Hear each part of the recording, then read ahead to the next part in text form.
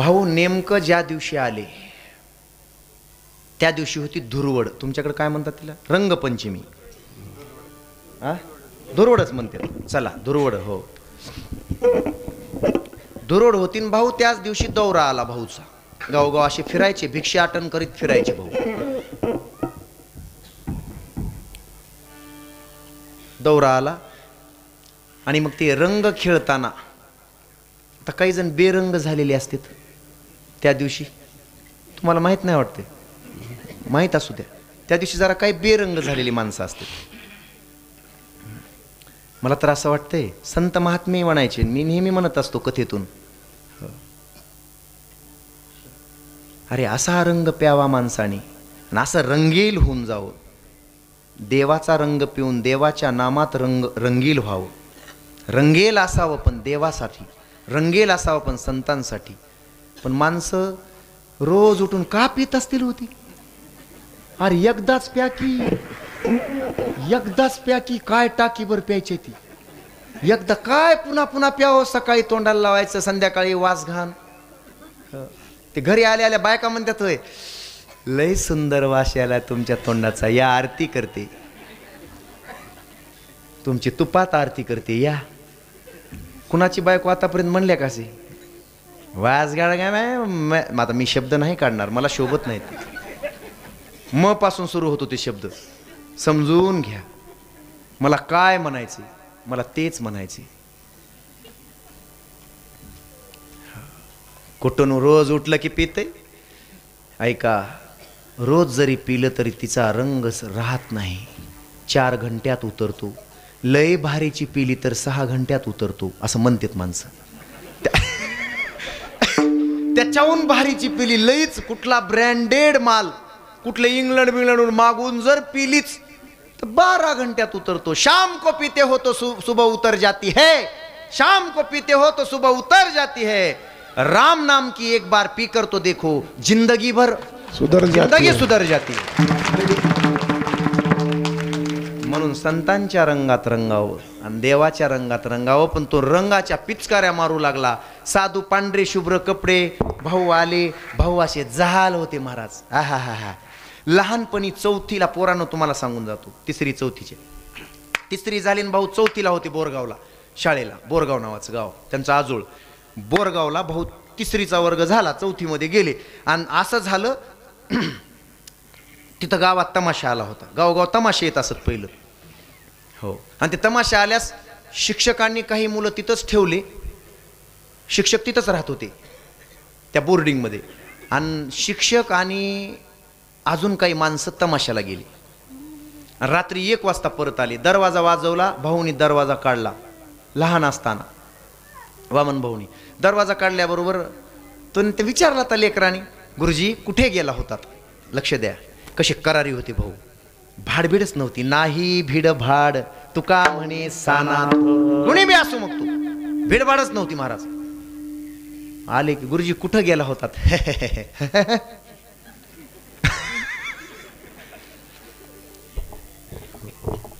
बंटीचे पप्पा कुठं गेला होतात? गेलतो जरा तिकडं. काय? गुरुजी म्हणले असं हसले. नाही गुरुजी तुम्ही गेला होतात कुठे? नाही रे, गावातले 4 माणसं होते त्यांच्याबरोबर तमाशाला गेलो होतो. काय बोलावं त्यांनी, उत्तर काय द्यावं त्या लेकरानं 4थीच्या? म्हणले बरं झालं गुरुजी, आता तुम्ही तमाशा बघायला गेला होतात, आता आम्ही तमाशा करायला मोकळे झालो. ज्याचा गुरुच तमाशा पाहत असेल त्याला तमाशा करायला काय हरकत आहे? जिचा नवरा जर ब्रँडेड पेत असेल त्याच्या बायकोनं थोडी पिली तर काय हरकत आहे? काय हरकत आहे? म्हणून धोरणात वागावं. भाऊ धोरणी होते अशी. ते पिचकाऱ्या मारतय. भाऊने सांगितलं, बाबा अरे मला कीर्तनाला जायचं रे पुढं, मी भिक्षाटनासाठी आलोय, भिक्षा झालेली पाठवून देणार आहे, मला पुढं कीर्तन नको रे, कपडे नाहीत अंगावर दुसरे, नको बाळा असं करू नको, तुला सांगितलेलं कळतंय का? फार करारी संत, वैराग्य मूर्ती महाराज. काठी असायची कधी कधी हातात. कीर्तनात जर बाई बोलली तर इथूनच काठी फेकून आणायची. म्हणून मी सुरुवातीला, मी भाऊबाबांचा भक्त आहे, माधवबाबाचा भक्त आहे, म्हणून सुरुवातीला तुम्हाला गप करायला मला 10 मिनिट लागली. कीर्तनात अशी शांतता असावी. काठीच मारायची महाराज फेकून. आता ते पुढचे शब्द माझ्या तोंडाला शोभत नाहीत, माझं तोंड लहान आहे, भाऊ फार मोठे आहेत, नाही शोभत. ते फार विचित्र बोलायचे. हो, कोणी बाई माणूस बोललं तर, बाबा नव्हते बोलत पण भाऊ फार विचित्र बोलायचे. कुणाला बोलालीस असू द्या, म्हणजे नको ते आता पुढे जाणंच नको. नाही त्यांना नाही म्हणायला मी ते म्हणत होते तिथं, इथं नाही रे बाबा. काय माता माऊल्या, अर मरून या जावे तुमच्याच पोटाला यावे पुढच्या जन्मात. इतक्या सज्जन माझ्या माय माऊल्या आहेत. असू द्या. त्यांनी पिचकारी बंद केली नाही आबा, पिचकारी बंद केली नाही, मारीतच भाऊच्या मागे थोडं लावलेलं होतं.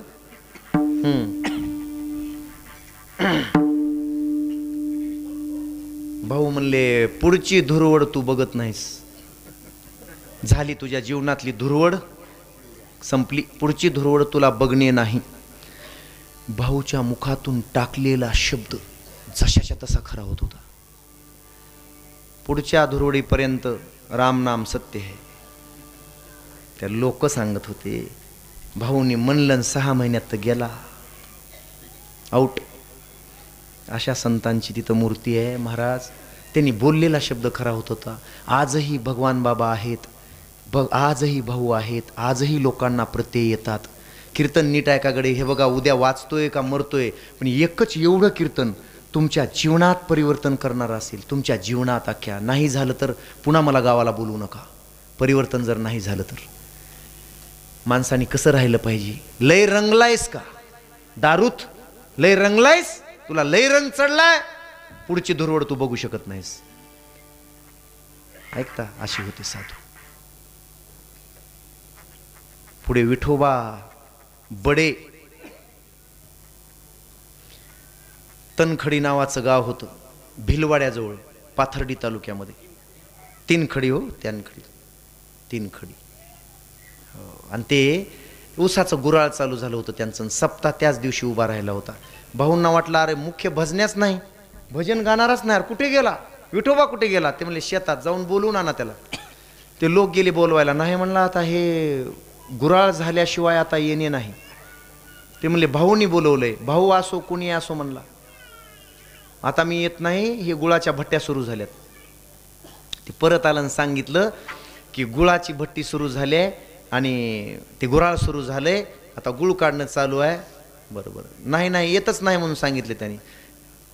भाऊ म्हणले गपरे, येईल म्हणले थोड्या वेळामध्ये, 1-2-4 घंट्यात येईल म्हणले. इथं तो असा येणार नाही म्हणले, बोंबलत येईल. काय शब्द होते महाराज, हा बोंबलत येईल.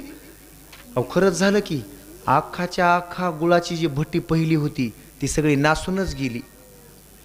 गुळ आलाच नाही, नासूनच गेली. दारूच्याच भट्टीला कामाला आली. ते सगळं पाणीच पातळच झालं. ते काय ते गुळ काढणारा म्हणाला मी डबल औषध टाकले तरी बी गुळ येईना, असं कधीच झालं नाही. मग त्याला आठवलं विठोबाला, आणि विठोबा तिथून आला. भाऊ लय नुकसान झालं बाबा ओ. भाऊ म्हणले शिमगा अजून लांब आहे. आतापासून कशाला बोंबलालास, शिमगा लांब आहे. नाही म्हणले भाऊ आता मला माफ करा पण तिकडं कोणी नाही. भाऊ म्हणले सप्ताह झाला की चांगला गुळ निघत असतो, 7 दिवस भजन कर, गुळाच्या भट्ट्या चांगल्या येतील. संसारात जो रंगला, दारूत जो रंगला. ऐका आता, श्री संत भगवान बाबांची जन्मभूमी सुपे सावरगाव. मी रंगला या कीर्तनात भाऊंसाठी सांगणार आहे. रंगले आणि गांजले बाबांसाठी सांगणार, आणि त्या दोन्हीच्या मध्ये पाचर साहेबांची टाकणार आहे.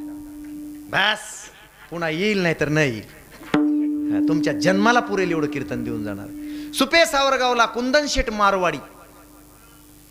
भाऊंची दिंडीची वेळ झालेली होती. 10 दिवसावर दिंडी आली होती. पाऊस आज पडतो की उद्या माहीत नाही. भुईमुग पेरत होते आमच्या डोंगरामध्ये. पावसाळी पाणी पुन्हा नाही, नंतर पाणी नसतं म्हणून पावसाळ्यातलाच भुईमुग खरीपातला. हो, पसऱ्या भुईमुग म्हणायची त्याला. आणि भाऊ गेले त्या कुंदन शेठ मारवाड्याच्या दुकानावरून भुईमुगाचं बी आणलं. बियाणं 1 क्विंटल 700 रुपये क्विंटल त्या काळात. भुईमुगाचं बी 1 क्विंटल आणलं, घरी आणलं. पावसाची वाट पाहत होती, पेरणी करावी. म्हणजे पेरणी म्हणजे घरची नव्हती ती, गडावरची, गहिनीनाथ गडावरची. लागत्यात भाविकांना खायला शेंगाचं कुठं लागतंय, शेंगदाणे लागतात, उपवास.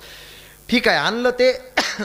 पेरण्याची वाट पाहतायत, पाऊस पडला नाही, नाही पडला, पेरणी लांबली. 30 जून आला, पेरणी लांबली, तेवढ्यात वारी सुरू झाली. भाऊ तसंच पोतं ठेवून वारीला सगळ्या भाविक भक्तांना घेऊन आले. वारी होऊन यायला 1 महिना लागला परत वारीला.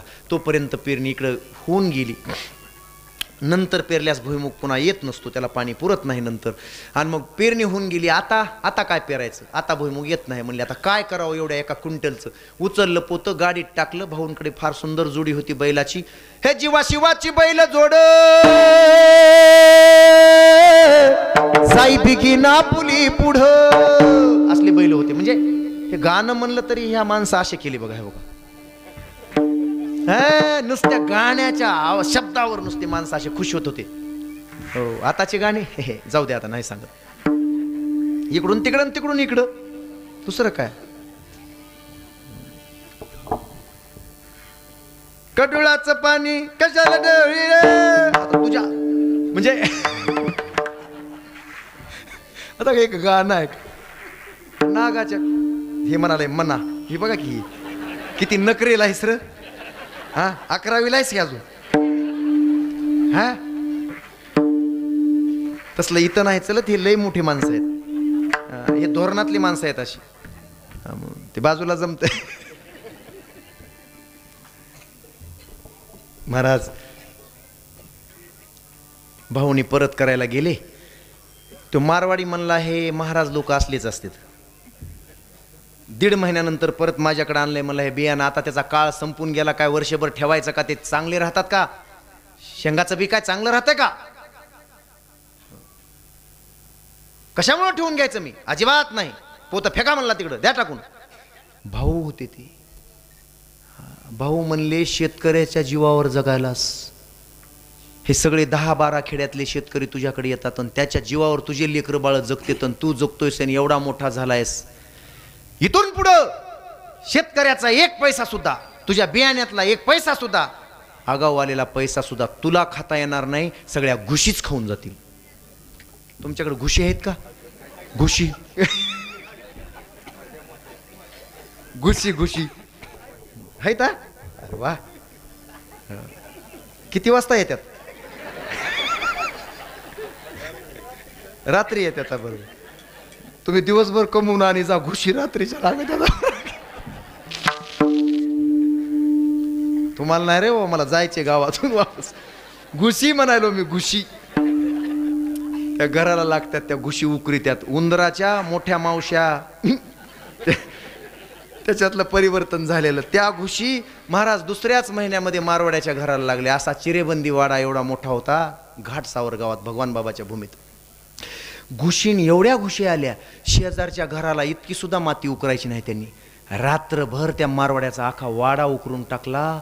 4 दिवसामध्ये पोते जे गवाड्यात पडलेले होते सगळे भुशीनं जमिनीत न्यायला सुरुवात केली. ओढून कारकार कारकार कारकार खायच्या बिन जमिनीत मिसळून टाकायच्या.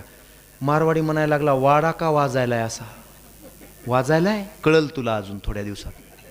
महाराज 4-8 दिवसामध्ये खाऊन टाकलं आणि घुशी पुन्हा पलंगाकडे येऊ लागल्या. पलंगाकडे मारवाड्याचे लेकरं उठून ओरडायला लागले, रडायला लागले. मारवाडी म्हणला, सगळा माल तर खाल्लाच खाल्ला, माझं लेकरू एकाच दिवशी ह्या खात्याला म्हणला फाडून घुशी. नंतर त्याला आठवलं की किती मोठं नुकसान झालंय आपलं. आणि नंतर शब्द आठवले, तुला खायला मिळणार नाही इथून पुढं, घुशीच खातील. वामन भाऊंचा शब्द होता, साधू खराय. जयाचे बिसाट शब्द सुखे म्हणो येती वेद. ते शब्द नव्हते, ते वेद होते, ते खरे ठरणारे होते. मारवाडी म्हणला, आता जर भाऊकड नाही गेलो, 3 महिने झालं होतं, नाही गेलो, अख्ख्याची अख्खी बरबादीच आहे म्हणला. दुकानासहित घर तिथंच, दुकान समोर, घर मागे. महाराज घरच्या सगळ्यांना घेतलं मारवाड्यांनी. हो, आणि गहिनीनाथ गडावर जाऊन भाऊचे पाय धरले. भाऊ, जीवनात फार मोठी चूक झाली, तुम्ही मला कळला नाहीत, तुम्ही मला कळला नाहीत. तुम्ही एवढे मोठे साधू आहात. तुम्ही बोललेला शब्द जशाला तसा खरा झाला. अख्खं घर उकरलंय आणि मी सगळा पसारा आता बाहेर काढून भरलाय. मी गावात सुद्धा राहणार नाही. भाऊ म्हणले, आता राहूच नको, माझा शब्द आहे ना, राहू नको.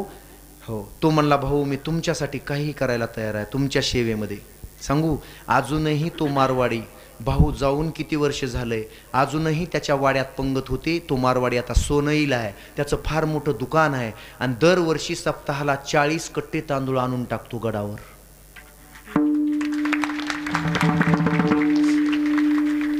मारवाडी एवढा कडक मारवाडी, आणि बाबांना तसं भाऊंना तसं बोललेला. पायाजवळ आला आणि झुकला, मग भाऊनी हात फिरवला, आता तुझं कल्याण होईल. रंगले रंजले, त्याला सुद्धा हात फिरवला, जवळ केलं. अशा 17 कथा आहेत रंगलेल्यावर. असू दे, आता वेळेचं भान राखलं पाहिजे. म्हणून रंगलेल्या लोकांनाही आपल्या जवळ करतात ते साधू असतात. आता गांजली मग पशु असो, पक्षी असो, प्राणी असो, किडा मुंगी आळी गाय म्हैस बैल रेडा डुक्कर काही असो, त्याला दुःख झालं रे झालं, माऊली ज्ञानोबाराय बोलतात. ज्ञानोबाराय बोलतात, हे पै पायी काटाने हटे, तव व्यथा जीवी उमटे, तैसा पोळे संकटे, पुढीला चिनी निम्न भरली आऊने, पाणी ढळो चिनीने, देवी श्रांता तो शेवीत जाणे सामोरिया, किंबहुना तृषिता लागी, पाणी राहिले असे जगी, तैसे दुःखितांच्या शेल भागी, जिने जयाचे. ज्याचं जगणं फक्त दुःखितांसाठी असतं, दुःखितांसाठी असतं. मग ते समोर कुठला जीव आहे हे त्याला कळत नाही. चिंचाळा नावाचं गाव, माजलगाव तालुका, बीड जिल्हा. प्रातस्मरणी बंकट स्वामी महाराजांची भेट. फक्त त्या ओट्यावर बसलेल्या 4 पोरांचा त्रास व्हायला. गाव सगळं इकडं आहे आणि ओट्यावर बसलेले 4 पोरच बोलतायत. त्यांना दुसरीकडे जागा नाही का, सांगा ना, बैठक नाही का? माझा राग येऊ देऊ नका पोरांनो, मी तुमचा भाऊ आहे मोठा, पण तुमचं हसणं तुमचं इथपर्यंत यायलंय आणि इथं विक्षिप्त व्हायले, माणसं विक्षिप्त व्हायलेत. फक्त 20 मिनिट गप्प बसा, मी पाया पडतो तुमच्या. इतकं गाव सुंदर आहे, मी किती स्तुती केली आहे तुमच्या गावाची, आणि त्या 4-5 जणांमुळे इथपर्यंत आवाज यायलाय. बोला की तुम्ही, रात्रभर बोला. पुन्हा नका बाबा, करू नये, भाऊ बाबांची कृपा आहे, नका तसं करू. मायबाप हो, करू नका माझ्या भावांनो. हां, बोलू नये. किती शांत बसला एवढा समाज, 1000-1500 समाज. हो, तुमचं बोलणं तिथून इथपर्यंत यायले गरजू.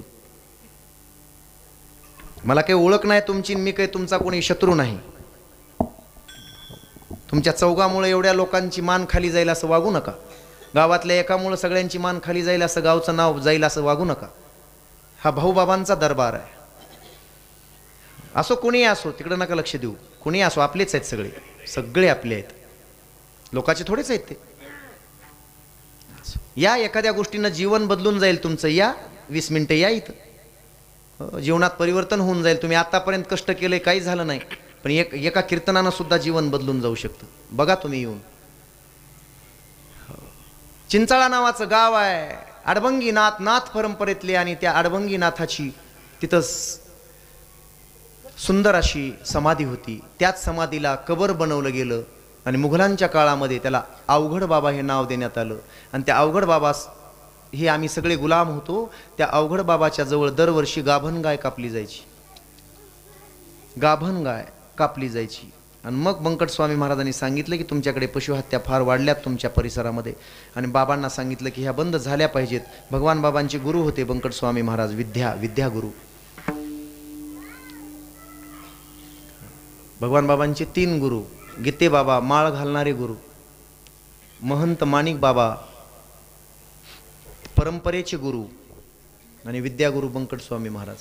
त्यांनी सांगितलं गुरूंचा आदेश आहे, आणि एकादशीला, आषाढी एकादशीला गाय कापावी लोकांनी. हिंदूंच्या सगळ्या मायमावल्यांनी गुलाम होतो आम्ही त्या मुघलांचे, रोहिल्यांचे.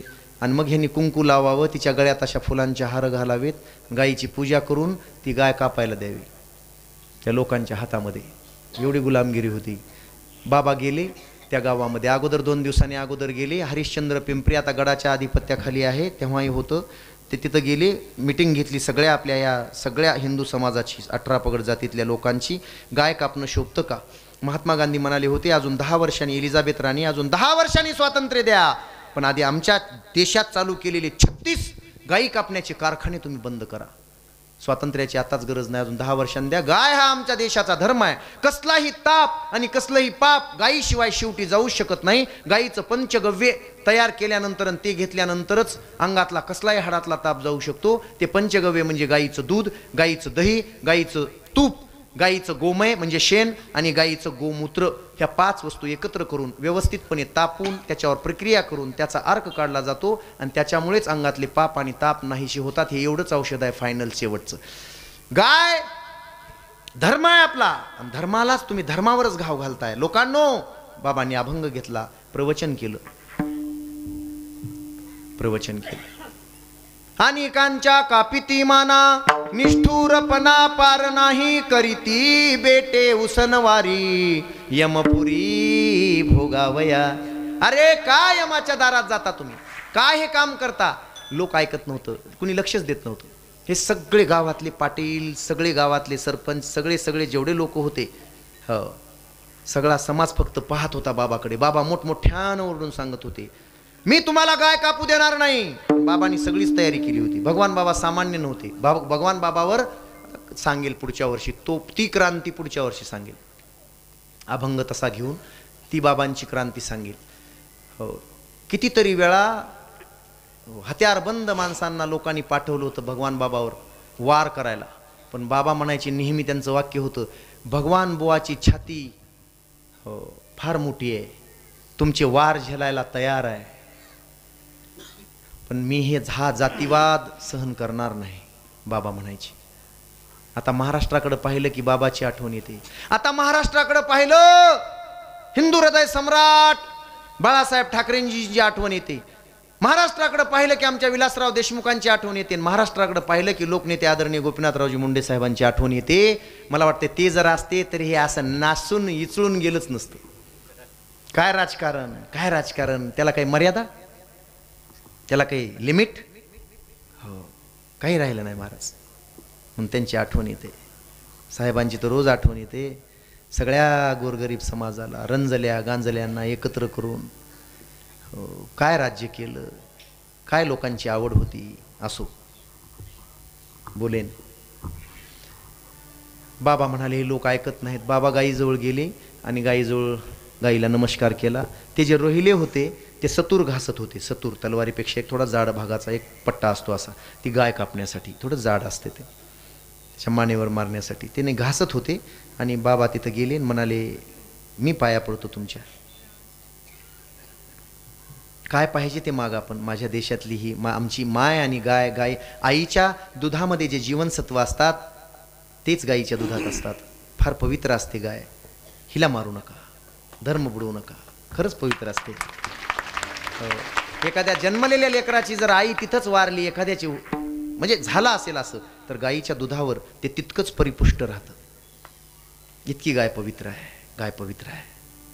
प्राण्यामध्ये गाय पवित्र आहे. ऐका, गाईचं सर्वच पवित्र आहे. त्यांना हात जोडले, गावातल्या सगळ्या लोकांना हात जोडले, पण कोणी ऐकायला तयार नाही.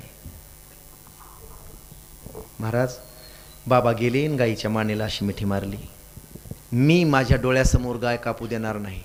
10-15 लोक आले. काय लोक बघा ना, हे लोक ना देवाला कधीच कोंबडं बकरं लागत नाही. श्रीसंत वामन भाऊ नेहमी म्हणायचे, अरे सगळं ह्या देवाचं असेल तर मग एखाद्या बापाच्या समोर एखाद्या पोराला कापलं तर त्या बापाची काय अवस्था होत असेल. एखाद्या आईच्या समोर तिच्या लेकराला जर कापलं तर काय अवस्था होत असेल. ती मोहटा देवीचा तो प्रसंग भरपूर आहेत. या मोहटा देवी ही जगन्माता आहे आणि हिच्या समोर तिच्याच लेकरांना तुम्ही कापता. ती जगाची माय आहे. पांडुरंग परमात्मा सगळ्यांची माय आहे. सगळे जीव त्याची लेकरं आहेत आणि तुम्ही त्याच देवासमोर त्याच्या लेकराला कापत असाल. कोणती संस्कृती आहे. करू नका. नाही ऐकलं, 10-15 लोकांनी ओढायला सुरुवात केली बाबाला. बाबांनी घट्ट मिठी मारली अशी, मी सोडणार नाही. पहिलवान होते बाबा. गाय ओढत येऊ लागली इकडं, दोरानं बांधलेली गाय बाबांसोबत ओढत इतकी मिठी पक्की केली. शेवटी 5-25 लोक आले. बाबांना काढण्याचा प्रयत्न केला. बाबा म्हणले हे आशानं नाही, आता रक्तपात होईल इथं आणि ते नको आहे. कारण बाबांनी हत्यारबंद 10-12 माणसं लपवून ठेवले होते. ही तयारी साधी नव्हती. रात्रंदिवस आम्हा युद्धाचा प्रसंग. साधी नव्हती. नाहू भिल्ल तांदळवाडीचा, जयसिंग बोर्डे, फार मजबूत माणसं होते बाबांसोबत. दादाराव मिसाळ, हे खूप लोक होते अंगरक्षक म्हणून. त्या लोकांना लपवलं होतं, आपल्याला रक्तपात करायचा नाही, गाय वाचवायची. त्या ऐकलं नाही गुरुजी, कोणीच ऐकलं नाही. बाबा म्हणाले थांबा, सोडतो मिठी, तुम्हाला करायचे तसं करा. बाबांनी सगळ्यांचे हात जोडले. बाबा म्हणाले माझ्या डोळ्यासमोर कापू नका. ते म्हणले मग वेळ झालाय आमचा. नाही, बाबांनी पुन्हा मिठी मारली त्यांच्या समोरच आणि मान ठेवली गायीच्या मानेवर. अशी मान गायीच्या मानेवर. कापा आता, आता कापा. अगोदर ती सतूर ह्या भगवानाची मान कापील आणि नंतर गायीची. भगवानाची मान कापल्याशिवाय मी तुम्हाला गाय कापूच देणार नाही.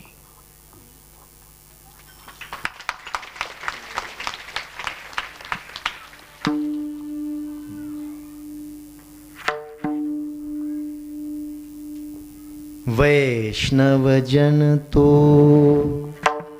तेने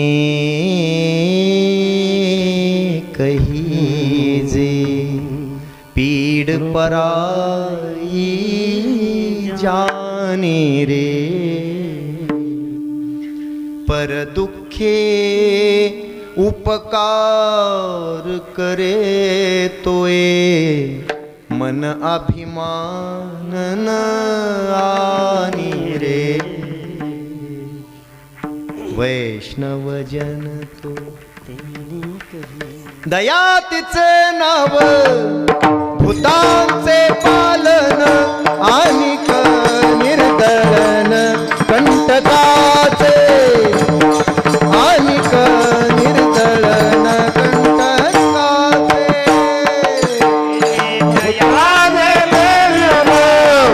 भूतांचे पालन आनिक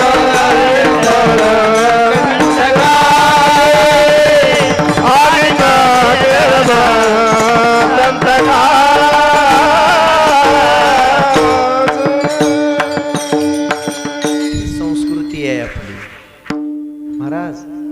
आणि मग लोकांना कळलं, अरे एका गायीसाठी हा महात्मा आपला जीव द्यायला तयार आहे.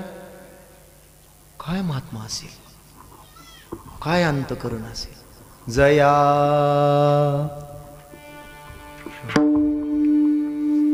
जगात ज्याला सगळ्यांनी टाकून दिलंय, मोकलून दिलंय, त्याला आपलंस करतात. ते साधू असतात. जे कारंजली गांजली त्यासी म्हणे जो आपुले, ते साधू असतात. सांगू, गांजून गेले होते एक पोलीस होते चकलांब्याचे. बाबांना जेव्हा या नारायणगडावरून, मी पुढच्या वर्षी ती क्रांती सांगेन तुम्हाला, आता नाही. ती क्रांती वेगळी आहे, तिच्यासाठी 10 वर्ष घालवलेत बाबांनी. ती क्रांती वेगळी, आजची क्रांती वेगळी आहे आपल्या कीर्तनातली. निवृत्ती ढाकणे नावाचे पोलीस होते. शास्त्रीजी नेहमी सांगत असतात बघा गडावरून तो प्रसंग. बाबा काय होते हे सांगण्यासाठी शास्त्रीजी नेहमी सांगत असतात, उदाहरण देतात. लक्ष द्या. निवृत्ती ढाकणे पोलीसमध्ये भरती झालेले पण बाबांचे भक्त, आणि बाबांचा एवढा छळ झालेला, त्यासाठी बाबांनी स्वतःच्या शरीराचं इंद्रिय कापून टाकलेलं. हो, हे बाबांचा छळ होताना पाहिला आणि त्या माणसानं नोकरी सोडून दिली. बाबांच्या सोबत राहणार, बाबांचं रक्षण करणार, आणि बाबांनी आता धौम्यगड बांधायचं ठरवलंय, तिथंच राहणार मी सुद्धा. आणि आला आणि बाबांना म्हणाला, बाबा काळजी करू नका, मी तुमच्या सोबत आहे. हे नोकरीतून जमलेले पैसे 20,000 रुपये त्या काळातले, आताचे कमीत कमी 2 कोटी, आता जर मूल्य काढलं तर, मूल्यांकन केलं तर, हे तुम्हाला गडासाठी. बाबा म्हणले गरज नाही, गड हा तुझ्या पैशातून नाही, तर ऊसतोड मजूर जे रोज खुरपण करतात, दगड फोडतात, अशा 18 पगड जातीतल्या आणि या माझ्या सर्व भाविक भक्तांनी, या माझ्या माता माऊल्यांनी मंगळसूत्रातला एक एक मणी मला आणून दिलाय. तुझ्या पैशाची गरज नाही. हा गड मजुरांच्या, कष्टकऱ्यांच्या एका रुपयावर उभा राहिलेला आहे, गरज नाही. 1 मे गड झाल्यानंतर 1 मे 1958 रोजी मुख्यमंत्री माननीय यशवंतरावजी चव्हाण म्हणाले होते, बाबा छत्रपती शिवरायांनी शस्त्राच्या जोरावर आणि मावळ्यांच्या जोरावर गड किल्ले बांधले, घेतले.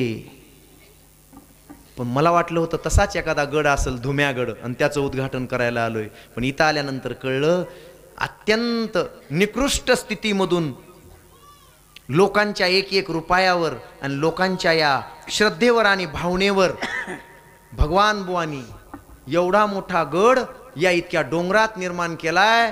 लाखो लोक ते पाहायला होते. हा धुम्यागड नाही, आजपासून हा भगवान गड राहील. लक्ष द्या. निवृत्तीला सांगितलं, मला जेव्हा तुझी गरज पडेल तेव्हा मी तुला बोलवेल, जेव्हा पैशाची गरज पडेल. पण एक सांगून जातो, निवृत्ती, तू आत्ताच्या आत्ता जा आणि तुझी नोकरी कर, लोकांचं रक्षण कर, हो सत्यानं इमानदारीनं नोकरी कर. आणि परत पाठवलं. तो नोकरीवर गेला आणि जाताना सांगितलं, निवृत्ती, वारी चुकू द्यायची नाही. आतापासून तू सुद्धा वारी करायची, आषाढी आणि कार्तिकीची. आता कार्तिकीची वारी 2 महिन्यावर आहे, तू मला भेटायला ये. कार्तिकीत तू एकादशीला आला पाहिजेस मला भेटायला, संध्याकाळी एकादशीला. निवृत्तीच्या डोक्यात राहिलं. निवृत्ती गेले, राजीनामा परत घेतला. लक्ष द्या, राजीनामा परत घेतला. 2 महिने वाट पाहिली, वारीला जायचे, रजा टाकली. आणि तेवढ्यामध्ये निवृत्तीची मुलगी आजारी पडली. एवढी आजारी पडली, डॉक्टरांनी सांगितलं की आता ही मुलगी जगू शकत नाही. बऱ्याच दिवसापासून हिच्या पोटात कावीळ उतरलेला आहे, ही आता जगू शकत नाही, कुठलाच विलाज हिच्यावर होऊ शकत नाही. 1 ते 2 दिवसामध्ये ही संपणार, मरणार. आम्ही काही करू शकत नाहीत, आमचा विलाज संपला, हिला उचला, घरी घेऊन जा. घरी नेलं. कुणी पाणी घालत होतं, कुणी दूध घालत होतं. मुलीचे पाय सुजलेले होते, काही विलाज होत नव्हता कुणाचाच. माता मौल्यांनो, बाबांची कृपा सांगायलो, संत सांगायलो, साधू सांगायलो, विलाज होत नव्हता. निवृत्ती कपाळाला हात लावून बसलेला. दशमीच्या दिवशी संध्याकाळ झाली. हो, जीव जातही नाही पोरीचा आणि तडपडा व्हायला पोरीचा, ते पाहवत नाही. आणि निवृत्तीला आठवलं की आज दशमी आहे, उद्या एकादशी आहे, पंढरीची कार्तिकी वारी आहे, बाबांना आपण येतो म्हणून सांगितलंय. इथं राहून मी हिला वाचवू शकत नाही, इथं राहून वाचवू घरच्यांना न सांगता निवृत्ती निघाला आणि एकादशीला पंढरपुरामध्ये आला. मुलीला तसंच टाकून.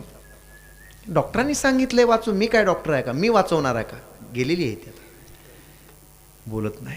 माझ्या माऊल्यांनो, माझ्या मायबापांनो, 4 ते 5च्या सुमारास चंद्रभागेचं स्नान करून मठामध्ये बाबांकडे गेला. चेहरा एवढाच झालेला, 2 दिवसापासून उपवास घडलेला, घरी तशी परिस्थिती होती. चेहरा असा पाहिला बाबांनी, बाबांची नजर पडली चेहऱ्यावर. मायबाप हो. आणि निवृत्ती बाबाच्या पायाजवळ बसला जाऊन, निवृत्ती, एवढं बारीक कशानं झालास, काय झालंय तुला, लक्ष द्या, काय झालंय. तो म्हणला, काही नाही बाबा, थोडं 2 दिवस प्रवास झालाय, उपवास आहे, त्याच्यामुळं झालंय. बाबांनी डोळे बंद केले. काय होते बाबा, भविष्याचा वेध घेणारे. पाहिलं, सांगितलं, वेड्या उठ, फराळ कर, चल फराळ कर, बस. नाही बाबा, फराळ नको मला. सगळी धास्ती हृदयामध्ये, सगळा, हो सगळं गावाकडचं दिसत होतं, ती मुलगी दिसत होती. पण बाबांचा शब्द, आज्ञा होती, गुरूंची आज्ञा. नाही बाबा, नको मला, तुमच्या दर्शन झालं, आता पांडुरंगाचं दर्शन घेऊन मी जातो. निवृत्ती, काळजी करू नकोस. काय काळजी करायलास, उद्या तू द्वादशीला इथं द्वादश सोडायची, गावाकडे जायचं. जेव्हा तू गावाकडे जाशील, तुझी पोरगी तुला येऊन मिठी मारील. का काळजी करतोयस. सत्य सत्य घडलेला प्रसंग. महाराज, निवृत्तीला थोडं बरं वाटलं. नाही नाही, सगळ्या डॉक्टरांनी सांगितलंय बाबा, आता मला काहीतरी समजूत काढतायत. निवृत्तीनं द्वादश सोडली, लगेच गाडी धरली, संध्याकाळी गावाकडे जाऊन पोहोचला. आणि पोहोचल्याबरोबर तो त्याच्या अंगणात जाण्याच्या अगोदर तिकडून पोरगी म्हणत आली, बाबा बाबा. निवृत्ती म्हणला, हे कसं शक्य आहे, हे कसं शक्य आहे. अरे अशक्याला शक्य करतात ते संत असतात. साधू ओळखावा,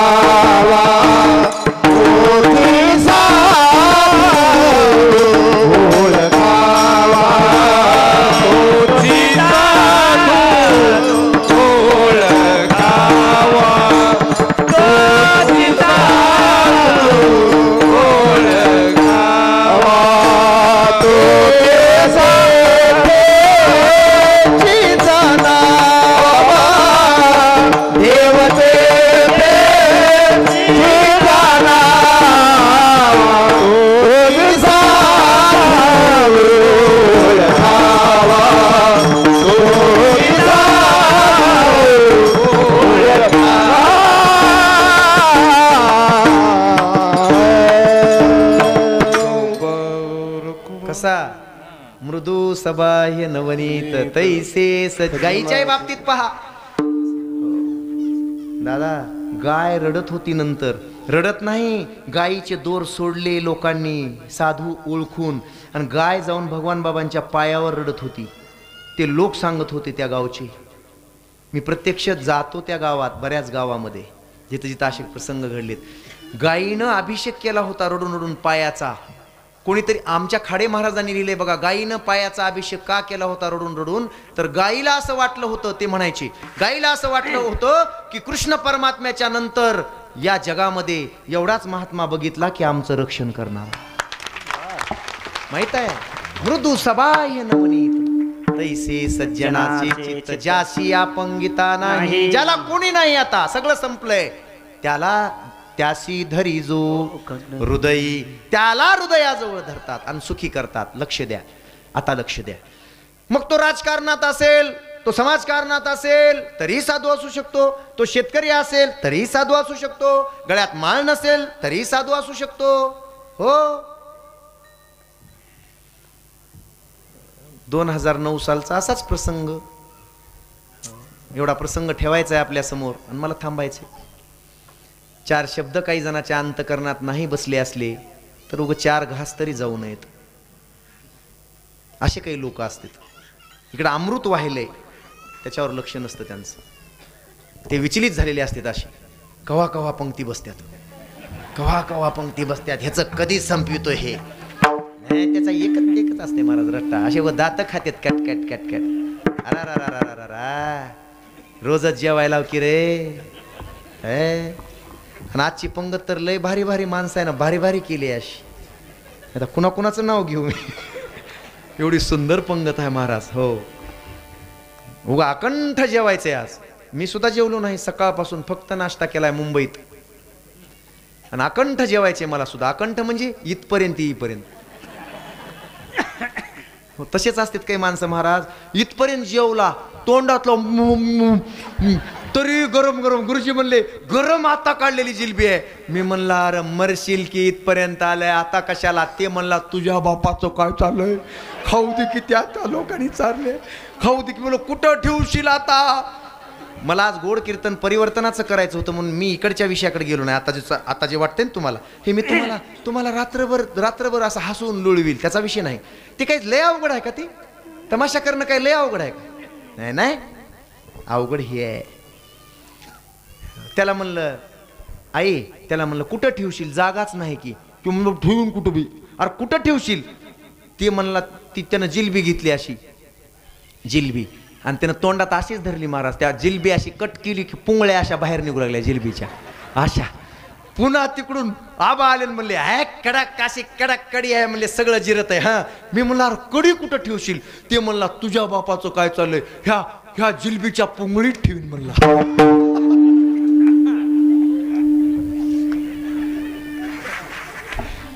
तसा आहे महाराज अवस्था. केज ते परळी रोडचं काम चालू होतं. वडार समाजाची, वडार गरीब समाजाची माझी माऊली आपल्या 2 लेकरांना घेऊन तिथं खडी फोडत होती. समाज नसतो साधूंना, पण त्या समाजातली अतिशय गरीब, 3 ठिगळाचं लुगडं, 3 लुगडे चांगले चांगले काढून धडुके जोडलेले आणि ते शिवलेले, दांड घातलेले, आणि त्याचं लुगडं घालून, है ना. पूर्वी तसं होतं, हे अर्ध फाटलेलं आहे, ते अर्ध, आणि दुसरं अर्ध, 2 रंगाचे 2. तसं लुगडं घालून ती खडी फोडते. तसल्या उन्हात, वैशाखाचं ऊन होतं, मे महिना होता, आणि तेवढ्या तिच्या गावाकडून एक मुलगा आला आणि तो एक पत्र घेऊन आला. म्हणला ताई, तुमच्या पोराचा नंबर, हो रामूचा नंबर पुण्याच्या कॉलेजला लागला, MBBS ला. महाराज ती तशीच सुटली. काय उपकार झाले देवाचे. पण ते म्हणला ताई शासकीय कॉलेजला लागला नाही, थोडक्यात गेला 2 मार्कांनी, पण लागलाय तिथं, पण दरवर्षाला 8 लाख रुपये फीस भरावं लागते. ती म्हणली माय 8 रुपये नाहीत की माझ्याकडं. 8 काय असायचे, गरिबी फार वाईट असते माय बापू. पण कधी बी गरीब दिसला की 10-5 रुपये तुमच्या पिशवीत असलेली, पिशवी म्हणून नाही आता, त्या पर्समध्ये असलेली. पर्स तरी काय असते महाराज, उगा पर्समध्ये. ह्या पोराला 100 वेळेस सांगतो मी. हो, कुठं जाताना असं ते असे ह्यांचे पडलेले असते, ते कुणाकुणाचं उभं पडलेले असते ते, आणि ते काय म्हणून टाकून देतात की ते टाकलेलं ते रोडवर. मला म्हणतं हे महाराज थांबा, पर्स आहे. मी म्हणतो काही नसतं रे त्याच्यात, बरं सनबीर दे सोडून, उगं उतरायला थंडीचं उगं दरवाजा. नाही महाराज, आजकालच्या बायकाजवळ बी लाडक्या बहिणीची पगार आहे, काय सांगावं. हा कुठं उतरला होता सर ते बीड महानगरला जाताना, ते उतरलं नाही ना, गाडी थांबवा म्हणला, थांबविल होते ना. पर्स दिसायला चांगली दिसली, चमकली. आता त्या चमक्या पर्स निघाल्यात, ती चमकलं वरून म्हणून ते गेलं. त्यांना हातात घेतल्यानंतर त्या लक्षात आलं. मी म्हणलं हे बघ उगं खोलू नको र, राहू दे र, दे फेकून. ते म्हणला नाही माल दिसायला म्हणला मध्ये, बघतो काढून एकदा. मी म्हणलं काही नसतंय, असलं तर तुटलेलं स्लिपर आणि मोडलेला कंगवा दात पडलेला आणि 4 टिकल्या रुपयाचं पॉकेट असते. काय असते त्याच्यात? कोण टाकायले तसलं कशाला? हो महाराज, त्या हात जोडले त्या मायमाऊलीनं, उपकार झाला. पण 8 लाख गरिबी वाईट असते. 10 रुपये असले तर 5 रुपये कुणाला मदत करी जा. भगवान बाबा म्हणायचे, नेहमी म्हणायचे लोकांना, माता माऊल्यांना म्हणायचे, माय देवानं तुमच्या हातात देण्यासारखं ठेवलंय, ह्या हातानं 5 बोटाचा धर्म करी जा. दादा तुमच्या खिशात आता 100-200 रुपये आहेत. काही लोक असे असतात, कधी 10 रुपये नसतात वडापाव खायला. तुमच्या खिशात आहेत 100, त्याच्यातले 5 द्या, पण द्या. तुम्हाला देणारं ठेवलंय. बाबा म्हणायचे, देणाऱ्याच्या रजिस्टरमध्ये तुमचं नाव देवानं ठेवलंय रे, भीक मागणाऱ्याच्या रजिस्टरमध्ये ठेवलं नाही, म्हणून देत जा. तुम्हाला जर वाटत असेल की आपलं नाव भीक मागणाऱ्याच्या रजिस्टरमध्ये येऊ नये, तर तुम्ही देत जा, नाव तसंच टिकून राहील, म्हणून द्यायला शिका.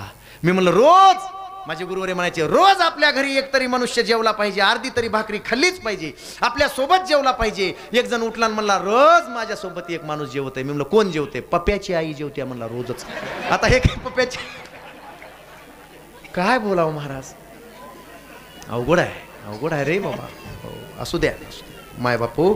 आणि ती बाई उठून उभा राहिली, म्हणली, देवा लावलाच नंबर, पण 8 रुपये नाहीत रे, कुठल्या बँकेत माझं खातं नाही, रोज हातावर पोट आहे माझं. आणि तेवढ्यामध्ये असं म्हणत होती ना, हात जोड. ते रोड कारकून आला आणि म्हणला, बाई काय झालंय? बाई म्हणली, काही नाही बापा, नंबर MBBS ला लागलाय म्हण, पोरग डॉक्टर होणार आहे म्हण, 8 लाख रुपये कुठून भरावेत. आणि त्याच दिवशी आदरणीय लोकनेते गोपीनाथरावजी मुंडे साहेब त्याच मार्गाने येणार होते, गावकरी येणार होते. थांब म्हणला 3 वाजता, आता एक भला माणूस यायलाय. त्या माणसाबद्दल मी ऐकलंय, रंजल्या गांजल्या गोरगरिबांचा दाता आहे तो. झालं तर झालं, तुझं नशीब उघडलं तर एवढं देतील का नाही माहीत नाही, पण नशीब असेल तुझं तर होऊन जाईल काम. तिला सांगितलं तू इथंच थांब.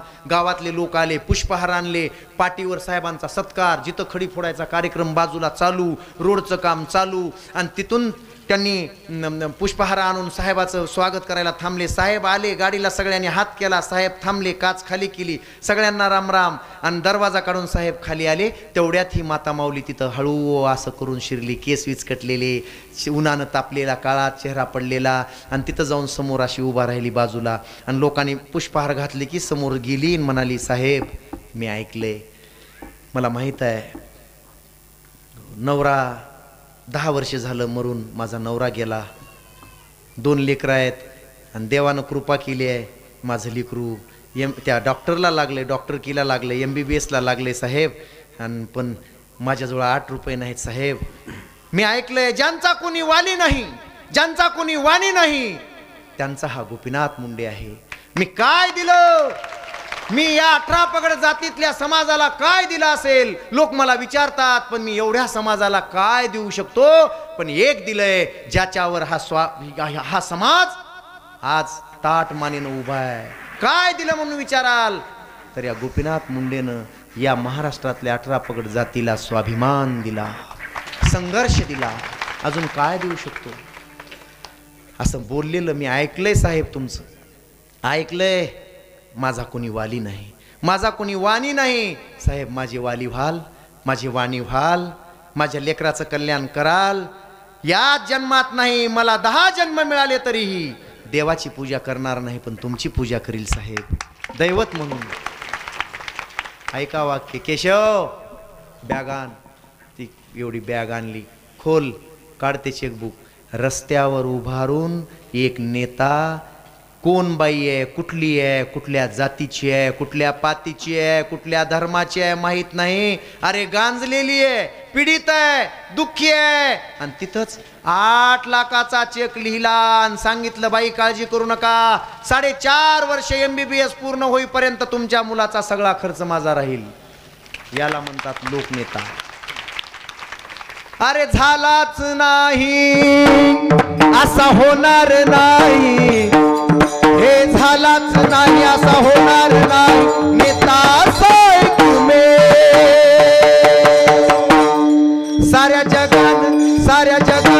साऱ्या जगान पाहिलं बघा हो मुंडे साहेब नावाचा देव, साऱ्या जगान पाहिलं बघा हो साहेब नावाचा देव, जगान पाहिलं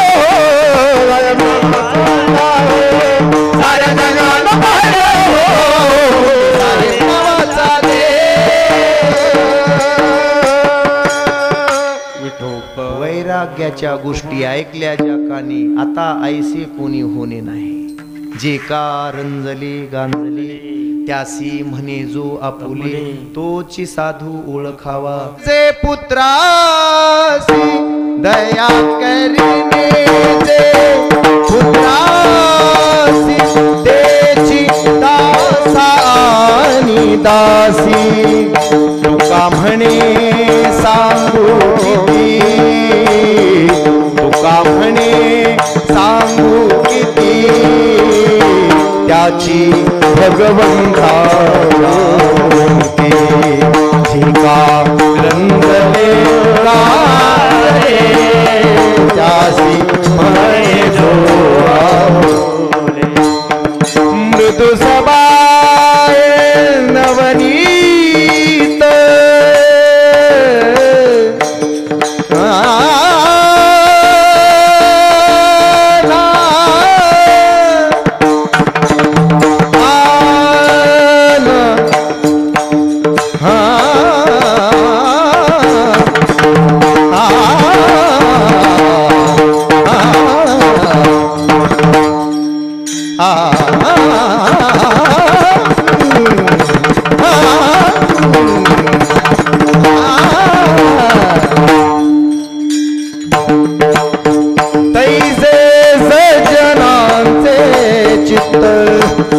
जासी अपंगिता नाही, दासी हरि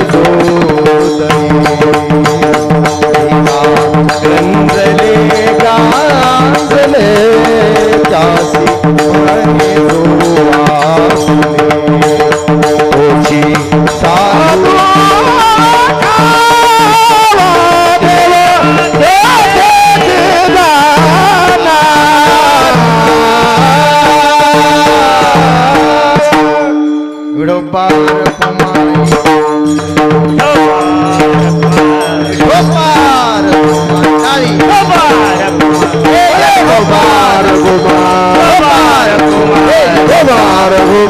Bye.